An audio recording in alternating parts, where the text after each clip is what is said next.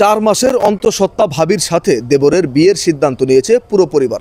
দর্শক, এ কেমন আজব ঘটনা, বিস্তারিত আমরা তাদের কাছ থেকেই জানার চেষ্টা করব। আসলে এই যে আপনি তো 4 মাসের অন্তঃসত্ত্বা, আপনার সাথে যে আপনার দেবরের বিয়ের সিদ্ধান্ত নিল, মূলত কারণটা কি?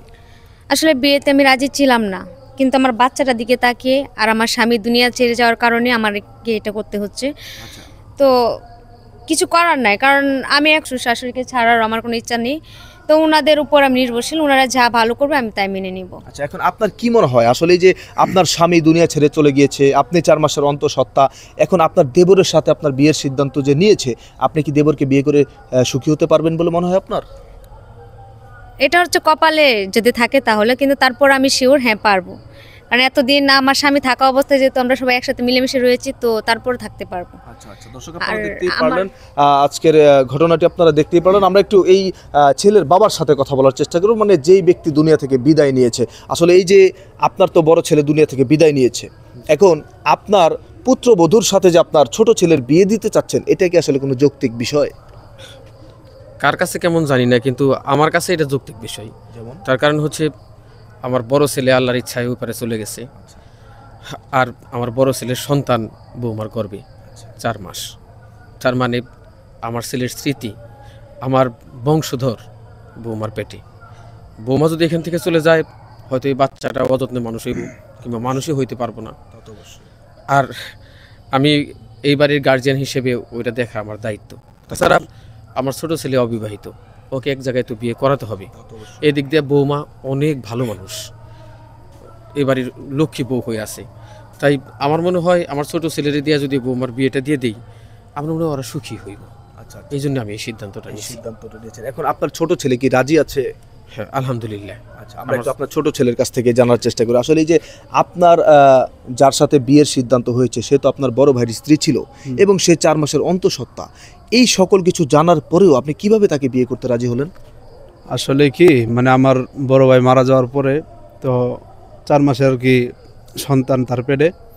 তো ভাবলাম কি, যেহেতু আমার ভাতিজা, তো আমার রক্তের আর কি, ভাবলাম যে যদি ভাবি অন্য জায়গায় বিয়ে হয়, তাহলে মনে করেন যে আমার মানে পরিচয় পাইবো, কিন্তু ওইরকম মানে ওই হিসাবে ওরকম লালন পালন হবে না, বা মানে রাস্তাঘাটে পড়ে থাকবো, ওটা ভাইবা আর কি। ভাবলাম যে আমি তো বিবাহ করি নাই, তাহলে আমার ভাবি যেহেতু অনেকদিন ধরে আমি চিনি, খুব ভালো মানুষ, এর জন্যই আমি ওনাকে আর কি বিয়ে করতে চাচ্ছি, মূলত আমার ভাতিজার জন্যই আর কি। আচ্ছা, এখন এই যে আপনি আপনার ভাবিকে বিয়ে করার সিদ্ধান্ত নিয়েছেন, এখন আপনার ভাবিকে বিয়ে করার পরে আপনার ফ্রেন্ড সার্কেল যারা আছে বা সমাজের মানুষ, তারা আপনাদের নিয়ে কটু কথা বলবে না?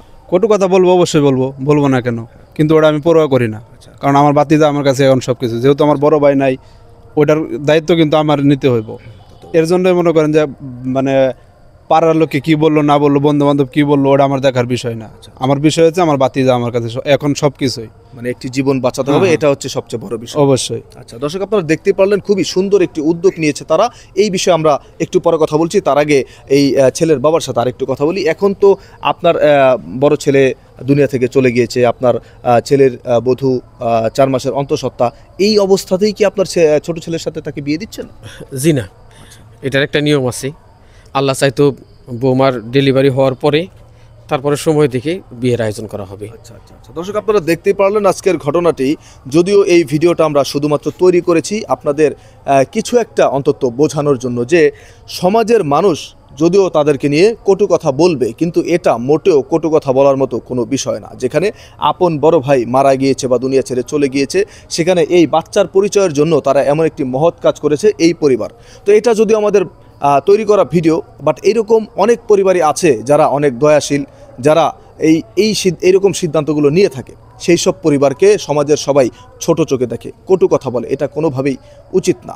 যদি বাচ্চা পেটে থাকবে না থাক সেটা বড় কথা না, কিন্তু বড় কথা হচ্ছে যে বড় ভাই মারা গেলে বা দুনিয়া থেকে চলে গেলে তার স্ত্রীকে ছোট ভাই বিয়ে করতে পারবে, এটা তো কোনো প্রবলেম না। এখানে করতে পারবে না এমন তো কোনো নিষেধাজ্ঞা নেই। তবে আমাদের সমাজে এই ছোট ছোট বিষয়গুলোকে এখন বর্তমানে অনেক বড় আকারে দেখা হচ্ছে এবং বড় বড় বিষয়গুলোতে ছোট আকারে দেখা হচ্ছে। তো এই বিষয়গুলো থেকে আপনারা সবাই অবশ্যই বিরত থাকবেন, এই সব কুসংস্কার থেকে, যে বড় ভাইয়ের স্ত্রীকে ছোট ভাই বিয়ে করতে পারবে না, ছোট ভাই মারা গেলে ছোট ভাইয়ের স্ত্রীকে বড় ভাই বিয়ে করতে পারবে না, এই সব ধরনের কুসংস্কার ছড়ানো থেকে আপনারা অবশ্যই সবাই বিরত থাকবেন। ধন্যবাদ।